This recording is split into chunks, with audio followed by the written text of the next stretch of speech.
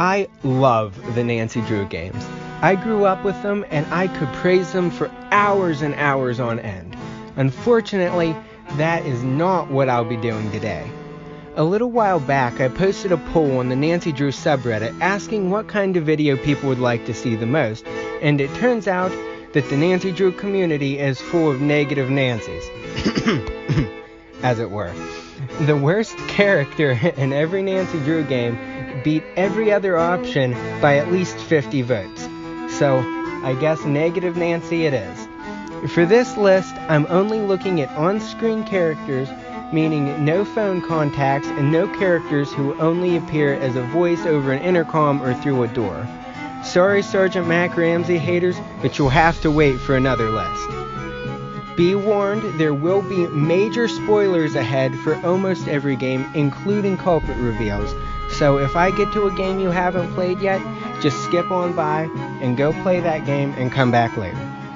This is going to be a pretty long video, and I've already split the video into 3 parts to make it a bit more manageable, so without further ado, let's get started with Secrets Can Kill. Since I can't seem to get my hands on a good copy of the original Secrets Can Kill, I'm only going to consider the remastered version of the game for this list. The worst character in Secrets Can Kill Remastered also happens to be the only character they added from the original version of the game. You guessed it, Detective Beach. Detective Beach just doesn't feel like an organic part of the game now that I know the original storyline.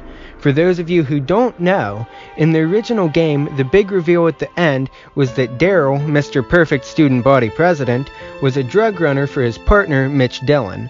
The amount of drug content in the original game really didn't match with what Her Interactive had done in their later games, and I completely understand why they changed the resolution. However, when they were rewriting the story, it didn't make a lot of sense for Daryl to be selling corporate secrets to their local HVAC dude. That's where Detective Beach comes in. They needed a character to fill the shoes of the corporate criminal mastermind, and he fit that perfectly. Unfortunately, that's the only thing he really fit, and in the finished product, he feels like a little more than just a plot device to help the story make more sense.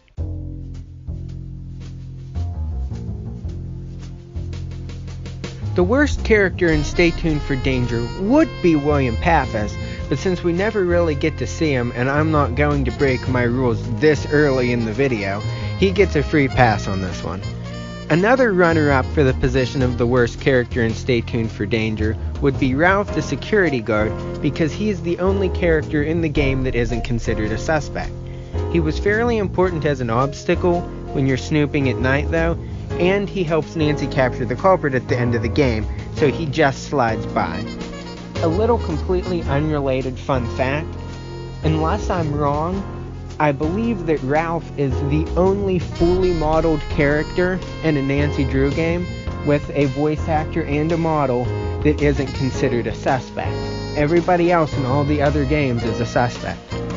It really hurts me to say this, but I think that the worst character in Stay Tuned for Danger has to be Millie Strathorn. I absolutely love Millie, and I think she's hilarious, but when you take into account the fact that you can have a maximum of 3 conversations with her, she unfortunately comes off as a little unimportant. Also, unlike Ralph, the game actually considers sweet old Millie Strathorn a suspect. What? I'm sorry, Her Interactive, but all the evidence you gave us was just plain hilarious.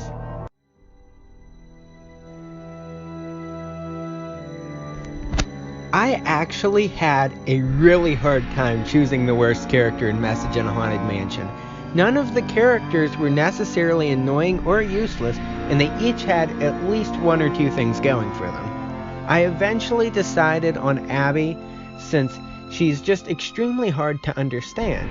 I've played this game at least 16 times, and I still don't understand why she wouldn't at least tell Rose that she was faking hauntings for publicity. I understand the motive for bringing attention to the bed and breakfast, but the execution is still so baffling. Not being able to accuse her of the hauntings also feels like a bit of a missed opportunity for some interesting dialogue. We could have considered her as the culprit for a good part of the game until we found out the true culprit.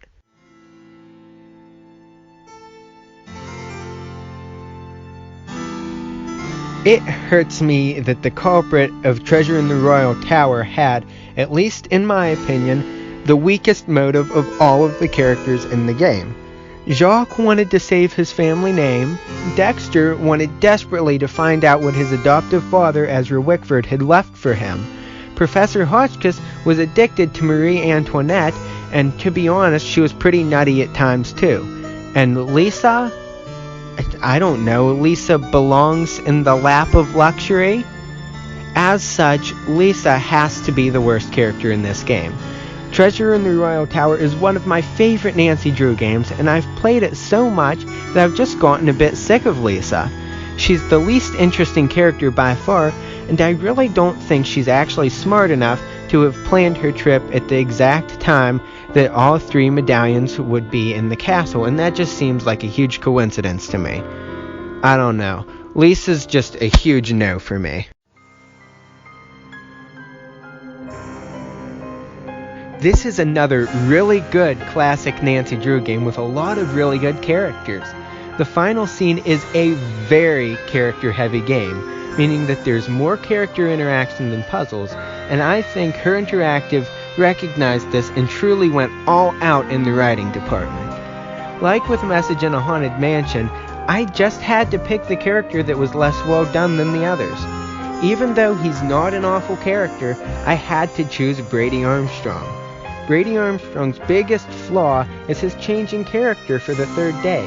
It completely contrasts with how he acted in the first 2. Instead of being helpful like before, he downright refuses to stop the demolition because it would hurt his reputation or something. The revelation that he was the theater's owner could have added a lot more depth to his character, but it ultimately just ended up hurting it.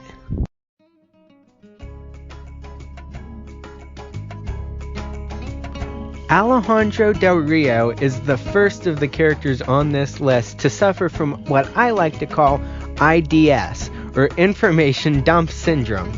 That sounds a lot goofier now that I say it out loud. While he could be an interesting suspect at times, he mostly serves as the exposition fairy or as a plot device to help you solve a puzzle. For example, a specific part of the game, you have to learn a word in Nahuatl, a dead language that someone nearby, Alejandro Del Rio, just happens to know. There are a few Nancy Drew games that are full of characters like this, and while Secret of the Scarlet Hand is a very good game, it makes me sad that it started such a disappointing tradition. Uh-oh, we already have another case of IDS. I love Ghost Dogs of Moonlake so much that I actually had it memorized the whole way through middle school. Forget watching a movie, I could plop myself down and get through this game in about an hour and a half. I played it enough that I can say with certainty that Ranger Akers is nowhere near as important as the game wants us to believe. You can ignore him for most of the game, and all that you'll miss is a bit of expedition on Mickey Malone's gang, and maybe a little bit about Red Knot and M. If it wasn't for a few interactions with Vivian Whitmore, you wouldn't have to even talk to him once. With the strong personalities of the other characters in the game, Ranger Akins just seems a bit too flat.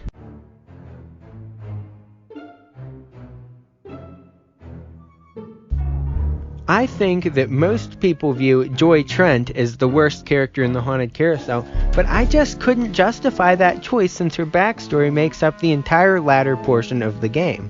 A character I can justify being the worst character, however, is Harlan Bishop. I understand that a lot of people like him, but something about this guy just really rubs me the wrong way. It could be the fact that he constantly lies about his past for next to no reason, or maybe the fact that he uses security cameras to spy on his co-workers. or quite possibly the fact that he refuses to talk to Nancy for almost half of the game because she, quote, backstabbed him by telling his employer something she already knew. This is also the first appearance of Jonah von Spreeken's voice acting in the series, and Harlan's voice bothers me because it seems so flat compared to the excellent performances we got from the same voice actor later in the series.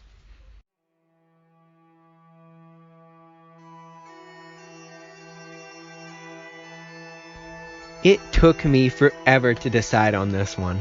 Every character in Danger on Deception Island is interesting in their own right, and I enjoyed interacting with all of them. Once again, it came down to choosing the character that offered the least to the game, and in my opinion anyway, that has to be Jenna Devlin. While I find her interesting, I feel like she could have probably been removed from the game completely with only very minimal rewrites. Again, Jenna isn't a bad character, and I appreciate the free chowder, but it just wasn't enough. I'm sorry.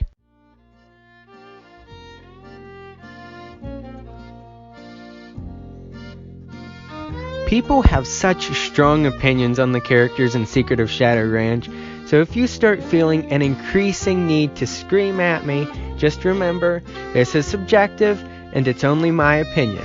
I would love to hear why you think I should have been in the exploding pump house down in the comments. Anyway, for Shadow Ranch, I had to choose Mary Yazzie. You can take that with a grain of salt because my favorites change all the time in this game, but she just can't compete with the other characters in my mind. It doesn't help her case that she takes forever to get to, and I usually don't stop and see her unless I'm already out and about on Bob. Anyway, just my opinion, it was impossible for me to choose any of the others because they have great personalities and I love them all too much.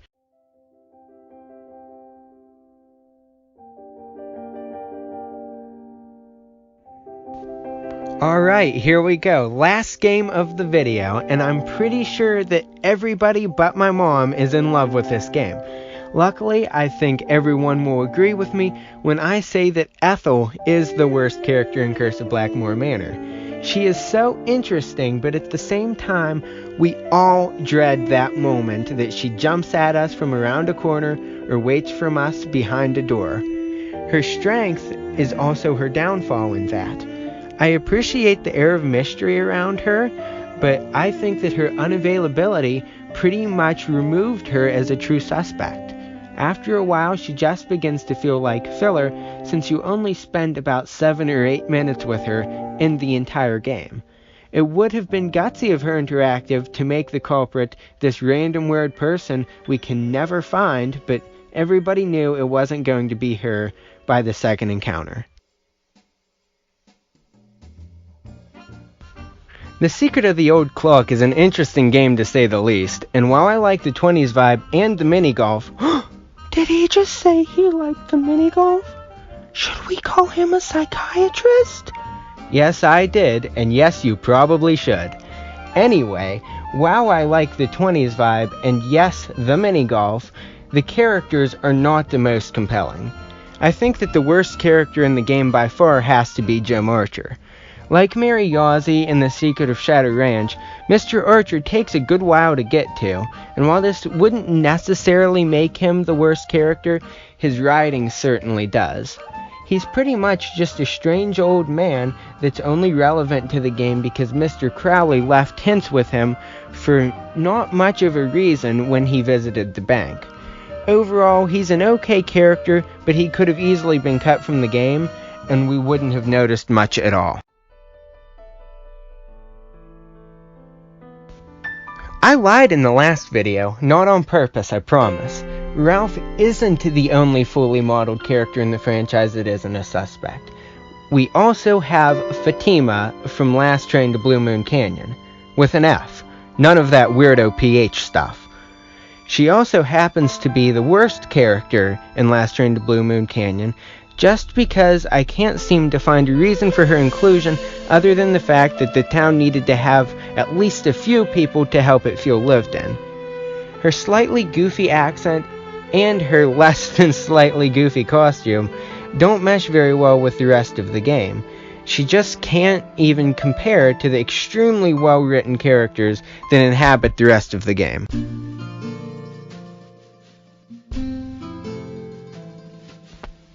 Danger by Design has one of the most frustrating characters in the entire series. JJ Ling is a strange character from the beginning. In your very first conversation with her, she even admits to Nancy that she enjoys lying to people just for kicks. As the game continues, though, it becomes apparent that she only enjoys lying to people to make her seem more suspicious, because her character becomes virtually pointless in the latter half of the game. The moment that cements her as one of the worst characters ever, though, is the time that she refuses to go to work unless Nancy makes her cookies. There is no reason for this. She will even stand outside of Manette's office until you're done, which just proves that she is actually making a conscious effort to be annoying. After that whole situation, she just almost completely drops out of the game, which leads me to believe that she was really just designed to be difficult.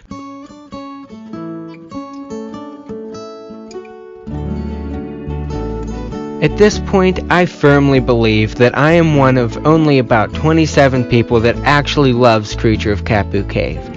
Even I have to admit, though, the writing in this game is pretty sloppy.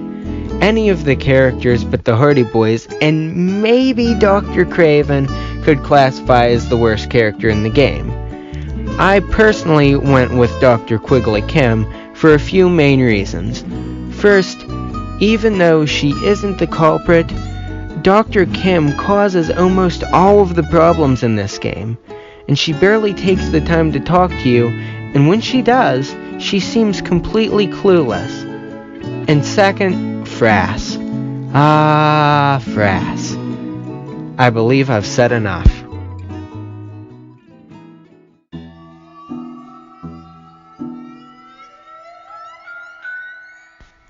I'll be honest with you, I don't like the White Wolf of Icicle Creek at all. I've only been able to get through it maybe once or twice. I just can't go through the endless repetitive puzzles that, by the time you're almost finished with the game, just feel a bit mindless. One of the worst puzzles revolves around easily the worst character in the game, which would be Freddy. She serves very little purpose other than as an obstacle and later in the game a toasty pack dispenser. While pummeling her with snowballs is satisfying at first, it gets old very, very fast.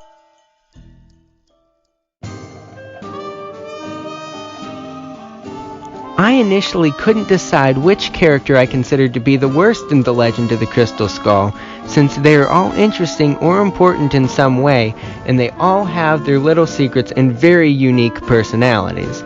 As I dug a little bit deeper, though, I remembered just how creepy Dr. Buford came off as when we first talked to him as Bess. That's why I'll have to make him the worst character. Yes, it's a little bit of a technicality since it's only one conversation, but all of the characters in this game are very well written, and it's impossible to choose the worst. I also don't think it would be super fair to include Shorty the Gumbo Man, since he's not really a full character, he's only a shirt and a voice, and it's not his fault that all he can do is serve up gumbo and other cooked creepy crawly thingamajigs.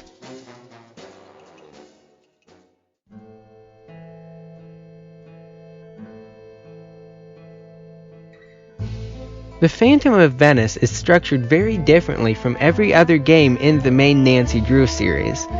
There are some characters that we already know are guilty from the start, and there are some that are our normal suspects. And while I enjoy this change, it made choosing the worst character in this game pretty difficult. Even though he's actually one of my favorite characters in the game, and I love Scopa, Enrico Tozza is another one of those characters that ultimately just serves as a plot device. He serves as Nancy's way into the crime ring, and he accidentally gives us valuable information multiple times, but he mostly just serves as the guy we have to play Scopa with.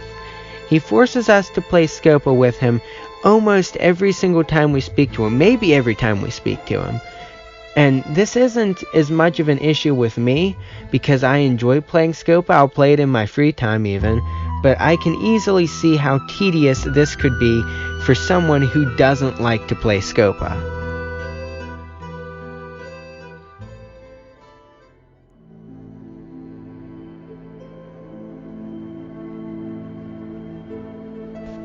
The worst character in The Haunting of Castle Malloy is a pretty easy choice for me.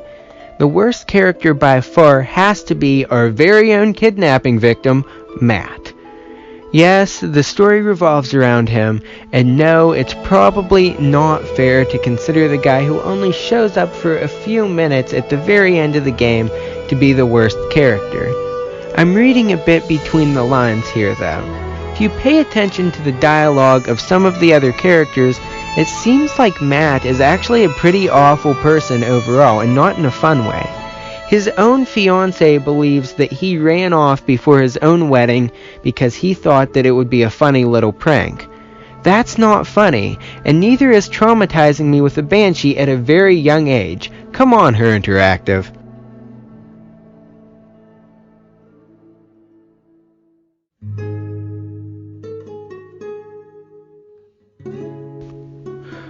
Oh boy. There are only 2 actual characters in Ransom of the Seven Ships, unless you count Cuckoo and the monkeys, and they don't really count for this. And the 2 that are real are both pretty bad. I'd say that both Dwayne Powers, spoiler alert, and George are pretty interchangeable as the worst character in this game. My personal choice would have to be George though, because she really doesn't do too much at all to help Nancy, unless Nancy's completely gone and trapped somewhere. She really just sits complaining for most of the game. I would be out solving puzzles all the way across the island, and I'd come back and George was still whacking that phone off of the table, because that fixed it for sure. I do know, however, that a ton of people have issues with Dwayne Powers in this game too, for good reason. He's the main reason why Her Interactive has actually pulled this game from their store. You can still get it from Big Fish, I think, but you can't get this from Her Interactive anymore because they saw his portrayal of a Jamaican man to be problematic, and I completely understand. These characters, it's really just a matter of preference, so I'll let you guys decide on this one.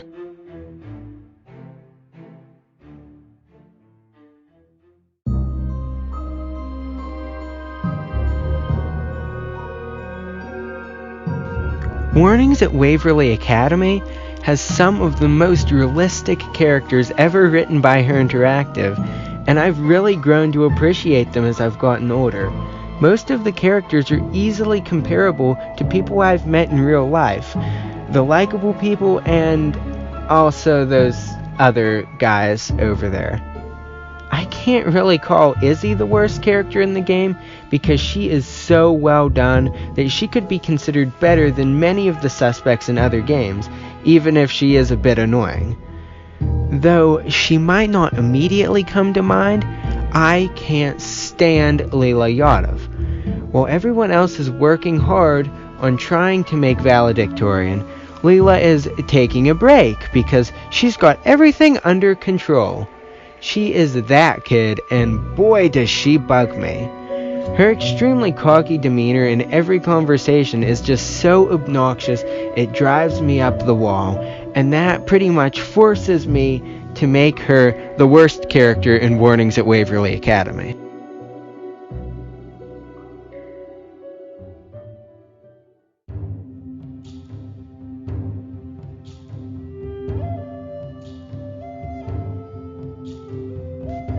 I am part of the very exclusive Trail of the Twister fan club, but even I have to admit that it has many issues. Most of these issues actually come exclusively from Debbie Kirkham is her last name, I think. I don't know. I should have looked it up. Anyway, the biggest complaint from everyone about this game is the astounding amount of chores that are present in the game. Who gives these chores to you? Debbie. The game also starts every single day with a lengthy conversation with her, which can get old pretty fast. Like I said already, I really like this game actually. It's one of my favorites, even though not a lot of people like it. And even I got sick of Debbie pretty quickly after having to listen to her every single morning for about 15 minutes. My biggest issue with her, though, comes from the ending of the game where her exposition dump really ruins any of the tension that was there when Nancy should have been chasing the culprit. Her interactive really should have had Debbie talk to Nancy in the tornado shelter. I think it would have made a lot more sense and really helped the pacing. Either way, Debbie just isn't a very enjoyable suspect at all.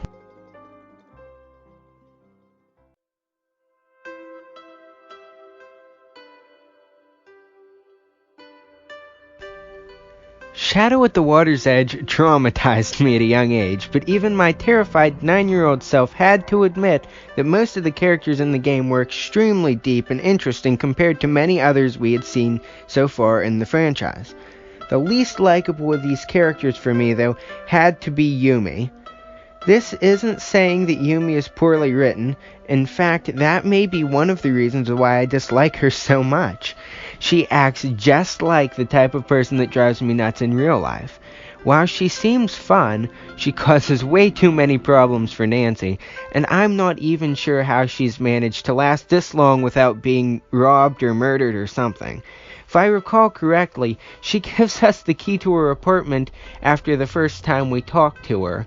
That's not trusting, that's just very bad decision making. The biggest annoyance to me, though, is her total disregard for any of Nancy's wishes. She's that overbearing friend that forces you into things you don't want to do, but you end up doing them anyway because you aren't quite sure how to say no. Her most annoying moment is easily when she forces you to miss your train back to the Ryukon and pretty much makes you stay the night in her apartment. If it was me in Nancy's place, I'd be terrified that I was going to get mugged. That just doesn't seem okay to me. It all seems fishy.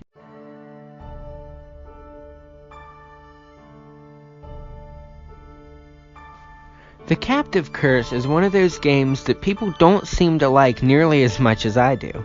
I personally think that the writing in this game is some of the best in the series, with the characters being hilarious and thoughtful at the same time. I've heard a lot of people complain about the fact that we never find out what happened to the girls who were kidnapped years ago, and while I think that it adds a greater sense of mystery and some real depth to the fear that the characters felt when they heard that the monster had returned, I agree that it really does create a plot hole of sorts. That mystery could have been explored a lot farther than it was with a different culprit. The culprit in this game was very disappointing to me. I like that the game let you guess who the culprit was at the end, but I feel like they only did that because almost nobody would pick Anya the first time around. Her motivations just seem very weak compared to all the other characters. We could have gotten a deep, thoughtful story about Renata's past and her history with the monster, but instead all we got was a jealous ex-girlfriend. I'm not saying that I wanted Renata to be the villain. I don't know who I wanted to be the villain, just anybody but Anya. This game had the potential for one of the best culprit reveals in the game, and the end result is so disappointing that it automatically shoots Anya to the bottom of the character list this game offers. This one is pushing my rules a little bit, but I'm just gonna do it anyway. I think that Chief McGinnis is the worst character in Alibi and Ashes. If I had to go with a second, I'd probably say Brenda or maybe Tony, but I'm not picking a second, so we don't really have to worry about that unless you don't think that McGinnis counts as a character. Yes, I know that he only has a few lines of dialogue and isn't considered a suspect at any point in the story. He makes a ton of sense as a plot device, and he's an integral part of the majority of the game, even if we don't see or hear from him that much. One thing forces me to overlook all of this, though. The amount of times that I've heard him say that I don't have enough evidence over and over and over again is maddening, If I ever go completely certifiably nuts, it may very well be this guy's fault. Yes, I'm very biased, and yes, I'm probably overdoing it, but I got stuck on one of my first playthroughs of this game, and I had to call him in so many times that I started to genuinely hate the sound of his voice. Take my opinion as you will, though. Maybe I'll get over it in a few decades and change my mind.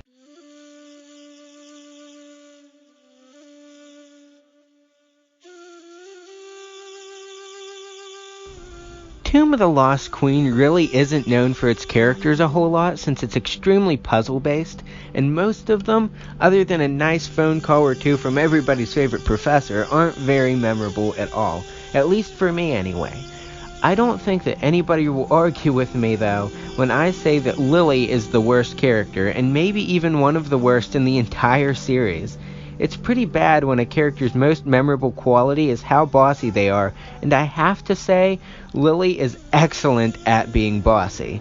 That might be the only thing she's excellent at, though. Her ambition, which serves as a decent enough motive, often just gets in the way of Nancy, and not in a very tolerable way either. Her constant squabbling with every other character also leads to most of the problems in the game, and I think that everybody would have honestly been happy if she was the culprit and we could just get rid of her as fast as possible.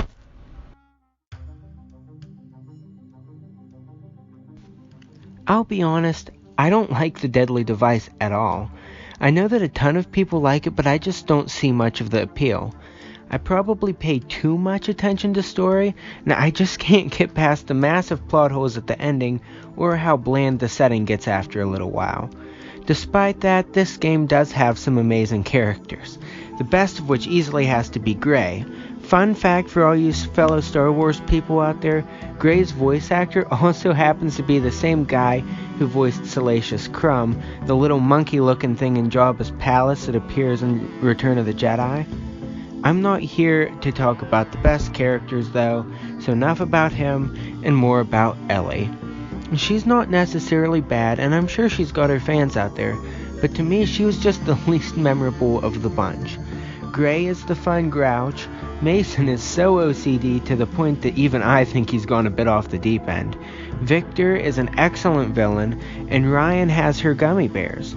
It took me forever to try to remember Ellie's name when I was coming up with my list for this video because I just couldn't remember who she was. She acts as a decent character to bump up the number of suspects, but beyond that, she just feels a little bit filler to me.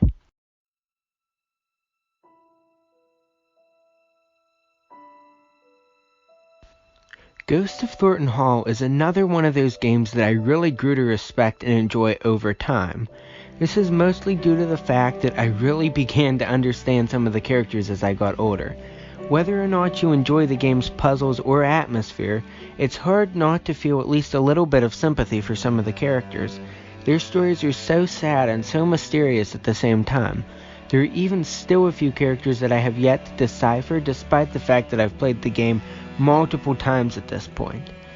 The complexity of most of those characters is also the reason why I sadly have to pick Wade as the worst character in the game. A lot of people like Wade's character, and I do too to an extent, but next to the other very well fleshed out characters that inhabit the island, he just feels not as important as the others. It's possible that some of his story was cut by the developers due to time restraints, but as is, Wade feels a little bit too much like the generic stereotypical creepy guy that likes to hang out in graveyards. Just for the aesthetic or something, I don't know. Kind of like the Phantom of Venice, The Silent Spy has a very different feel and layout from the other games in the franchise, and while most of the game's characters were interesting, even though they needed much more fleshing out, one of the worst offenders of bad culprit reveals comes from this game. Alex starts off as a semi-interesting character, feeding you some information but not enough to make things easy for you in standard Nancy Drew game fashion, but his character soon seems to just drop out of the game for a good long while. Maybe he needed a break from Glasgow and all of his plotting for a bit. Maybe he stopped off at Loch Lomond for a nice getaway, I don't know. No matter what he was doing while we were spying, when he finally becomes important again, it's just to explain that he was the culprit and that he had done a bunch of stuff that, until his confession, I hadn't even realized was the main mystery. The worst part of it all is when we question his motives, he just says, "Because I can." The silent spy committed the cardinal sin of crafting a villain. There has to be at least a little bit of motivation, and there just wasn't any at all. Also, I don't think we ever get to find out exactly what happened to Kate, which was supposed to be the entire point of the game in the first place. That bugs me a little bit too much, too.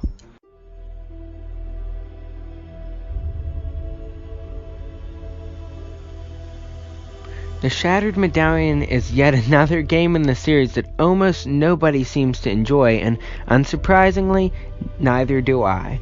At first, I instantly chose Kiri as the worst character in this game because at face value, she is probably the worst villain we've ever had in a Nancy Drew game. Recently, however, I read a Reddit post that changed my entire understanding of the game. I'll attempt to find it and link it down in the description if anybody wants to read it. I highly recommend you do. Taking my new appreciation for the game and some of its characters into account, however small it may be, I have to choose Lena as the worst character instead. Even though she might not be the first bad character that came to my mind, she serves no purpose at all in the game. At least Patrick was a decent bit of comic relief, and Sunny was, well, Sunny. Lena had very little to do with anything in the game, and we don't even get any backstory for her. The Shattered Medallion feels very much like a game that was rushed through development, and Lena might be the very worst victim of it.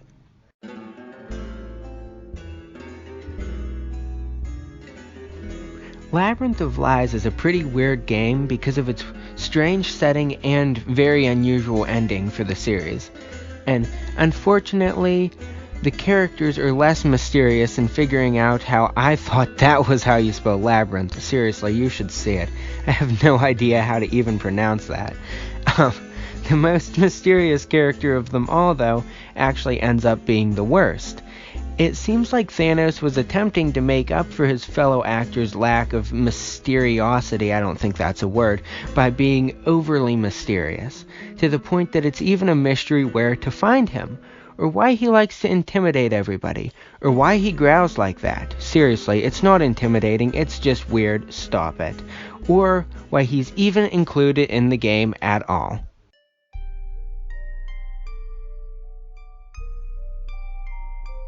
Sea of Darkness is an amazing game that was just unfortunate enough to be wedged in between some of the worst games that Her Interactive has ever released.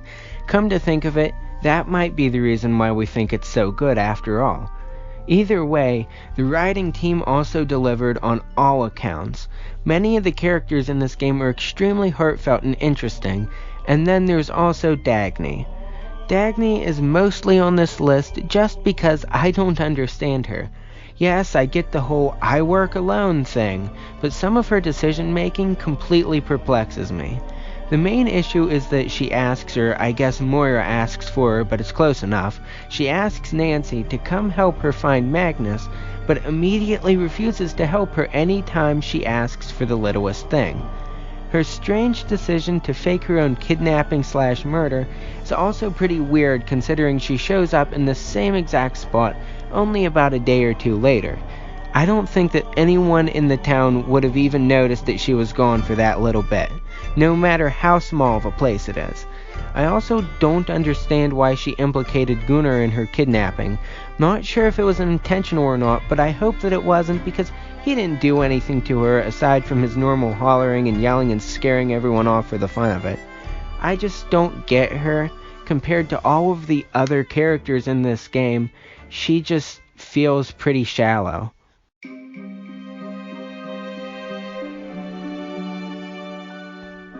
And oh boy, we made it. The game that we have almost all completely agreed that we just don't talk about. I had to reinstall this game and play it again, at least partially for this video, and I hope you guys appreciate that. In case we're wondering, I still don't like it. I might play it in a couple years just so I have another excuse to complain about it. Either way, I couldn't pick the worst character in this game, not because they were all good or at the very least all tolerable. This time I struggled because they were all bad. I eventually landed on Judge Danforth because his introduction was the exact moment in the game that my brain just stopped caring. Yes, that early. Sure, I still finished it, but I got nothing much out of it at all because I was still processing the fact that the judge had managed to lock himself in his office. These people elected this man. I've heard a lot of people say that it's because he lives in a small town and has connections, but I live in a small town, and we wouldn't elect this bozo no matter how many connections he had. I feel the need to also mention that when I asked the Nancy Drew subreddit a little while back, a lot of people mentioned that they hated Alicia's character because of her weird obsession with Jason, which I admit was very weird. I agree with that, and she could be the worst character. I'm just speaking from my own personal experience. Judge Danforth just drove me completely nuts.